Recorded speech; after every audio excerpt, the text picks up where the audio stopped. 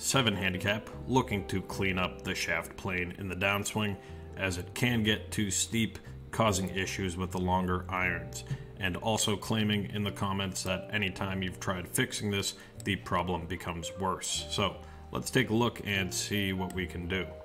The first move will begin with an inside takeaway. Hands work alongside the plane, and the face has remained pretty square to closed in that takeaway position. You have not done much with your wrist, sort of just pulled that club back away from your body.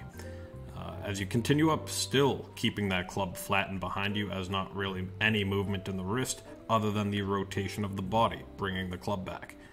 It's not a bad idea, but the wrist hinge that you do happens all the way at the top of your backswing, which might feel like a gravity drop, but instead your downswing does have too much rotation and push inward off that back leg, not giving you enough space for those hands and club to stay from the inside. And I can foresee some chicken wing-esque follow through right here with that when that's the case of that club cutting across the ball. So anyway, this is a more complicated solution that will take a lot of time and practice. I will include another link for this drill in the comments, but what you want to do to fix that late hinge, which I believe brings you over the top, is to begin by picking the club straight up by just bending your wrists upward. It's going to have that club set at about 90 degrees of where your arms are, and then try to begin your swing by taking the arms and hands more upright and then dropping them back down more from the inside.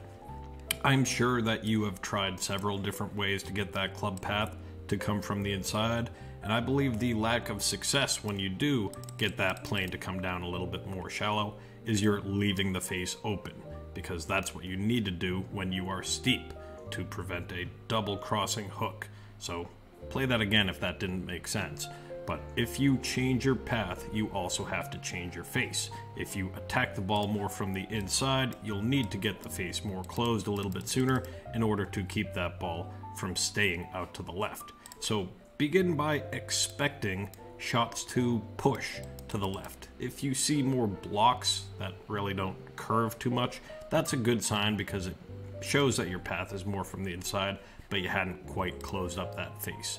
So work that move in the takeaway. Check the drills in the comments, because he'll go into more detail about how this drill will affect your wrist angles throughout the swing. But hinge the club straight up.